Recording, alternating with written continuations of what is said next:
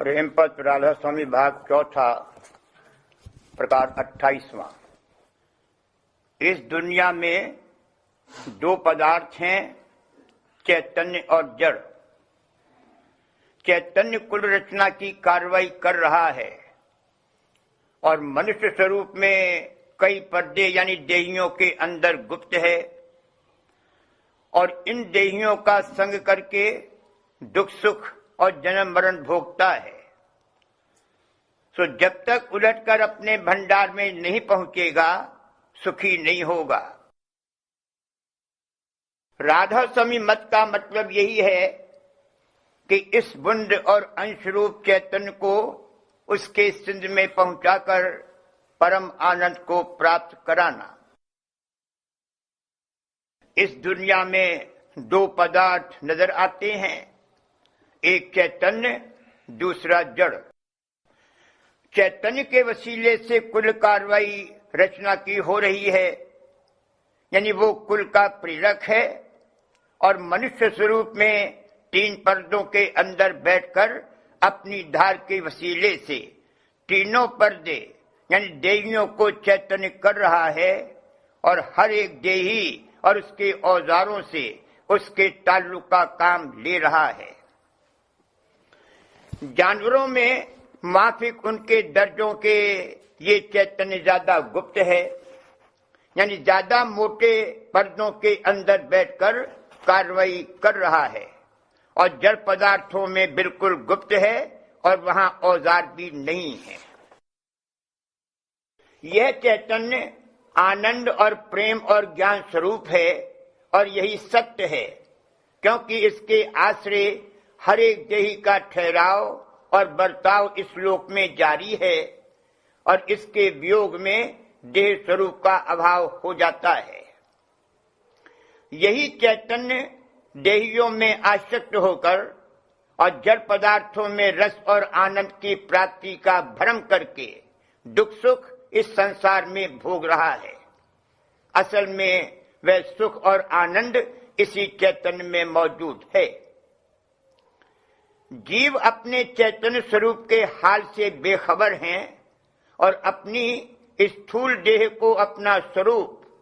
और इस माया देश को अपना देश समझकर यहाँ के पदार्थों में जो मन और इंद्रियों के विषय हैं थोड़ा बहुत रस पाकर बंध गए हैं और उन्हीं भोगों की प्राप्ति के वास्ते रात दिन जतन और मेहनत कर रहे हैं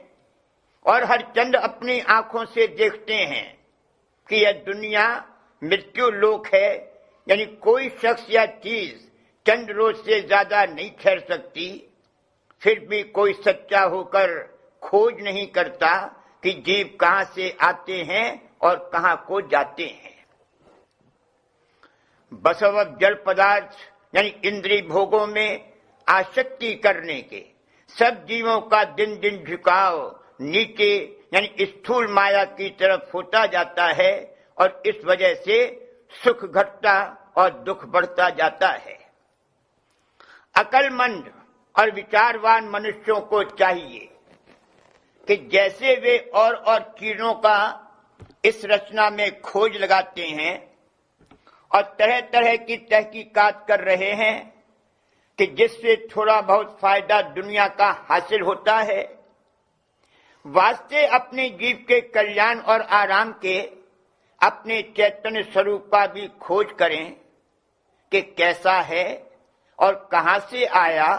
और वास्ते प्राप्ति हमेशा के सुख और आनंद के उसको कहां पहुंचाना चाहिए। जीव चैतन्य का तीन पर्दों के परे इस पिंड में ठहराव होने का सबूत तीन अवस्थाओं से, जिनमें उसका रात दिन बर्तावा है, मौजूद है। यानी जागृत अवस्था में इसकी धार आंखों के मुकाम पर बैठकर इस दुनिया में मन और इंद्रियों के वसीले से कार्रवाई करती है और उस वक्त स्थूल देह और मन और इंद्रियां चैतन्य होती हैं और स्वप्न अवस्था में सूक्ष्म देह में बैठकर सूक्ष्म मन और इंद्रियों से कार्रवाई करती है और उस वक्त स्थूल देह और उसके औजार स्थूल मन और इंद्रियां बेकार हो जाते हैं। और जब सुषुप्ति अवस्था यानी गहरी नींद के स्थान पर चैतन्य धार का खिंचाव हो जाता है,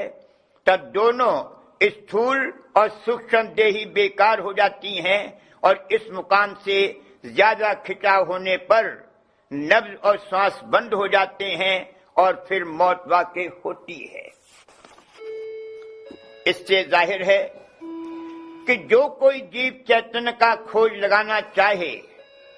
तो इसी रास्ते से जहां होकर उसकी धार गहरी नींद और स्वप्न और जागृत के मुकाम पर आती है पता लगावे, तो अपने रूप को तहकीक कर सकता है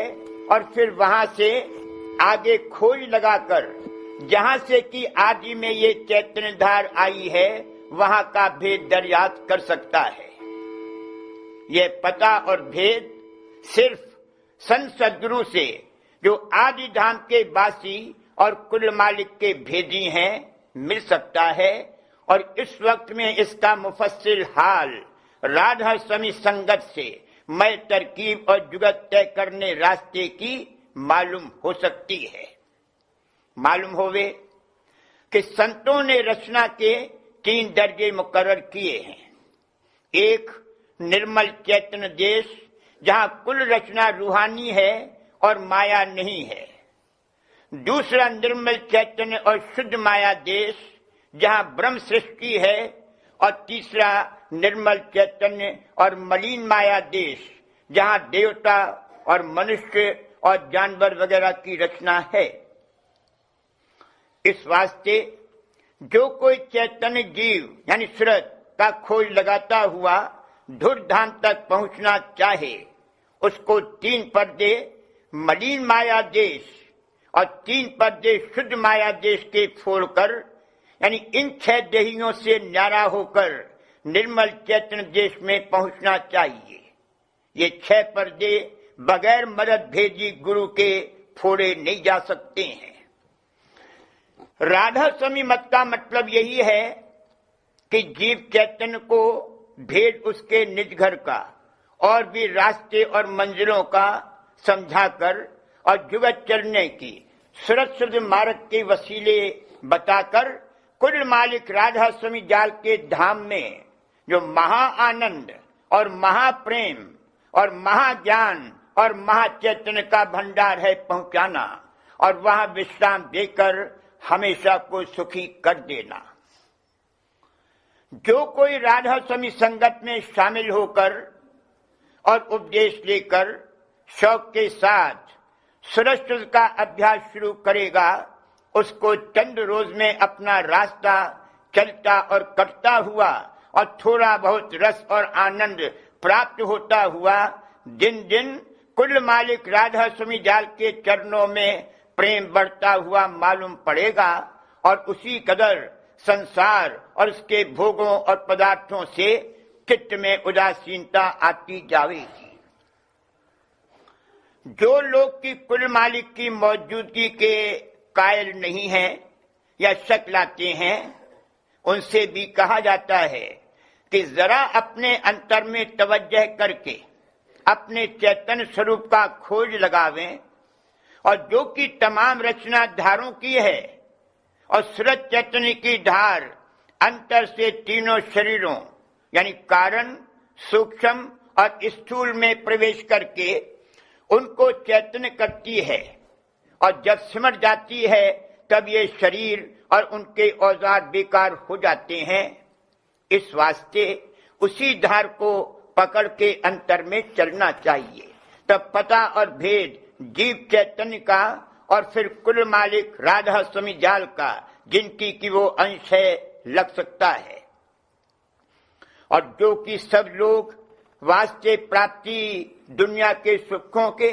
जो तुच्छ और नाशमान हैं और वास्ते दूर करने दुखों के अनेक तरह का तदबीर और मेहनत और मशक्कत कर रहे हैं, और जो नास्तिक हैं वह भी इसी तरह इस दुनिया में बच रहे हैं, यानी सुख की चाह रखते हैं और दुख से बचना और हटना चाहते हैं। इस वास्ते कहा जाता है कि उनको चाहिए कि अपनी तीनों हालतों को गौर से जांच करें कि जागृत में दुनिया और देह का दुख सुख उन्हें व्यापता है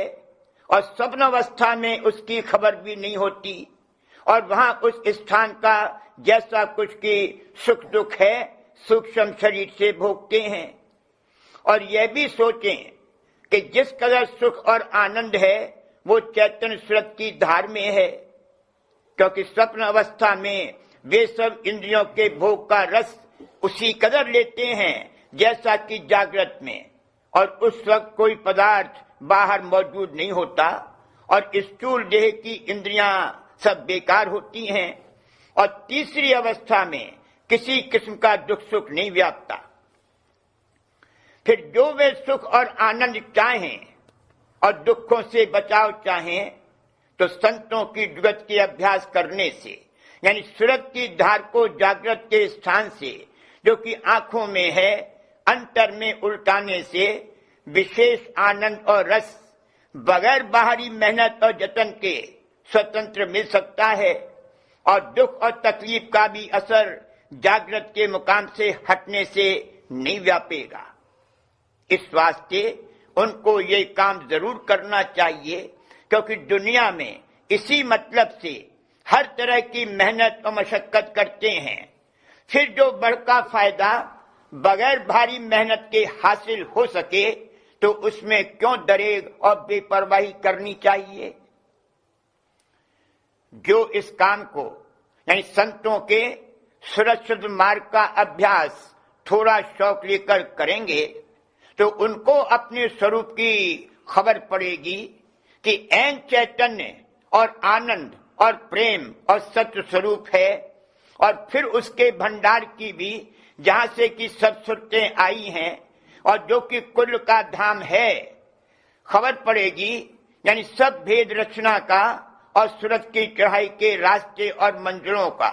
और भी कुल मालिक और उसके धाम का आहिस्ते आहिस्ते खुलता जावेगा। तब अपनी ओछी और नादानी की समझ पर पछतावेंगे और अफसोस करेंगे, लेकिन अंतर में चलने और चलने से जो कुछ की फायदा होगा और भेद मालूम पड़ेगा उसको पाकर अपने भागों को सरावेंगे और संत सद्गुरु और कुल मालिक राधा स्वामी जाल की अपार महिमा समझकर शुक्राना बजा लावेंगे।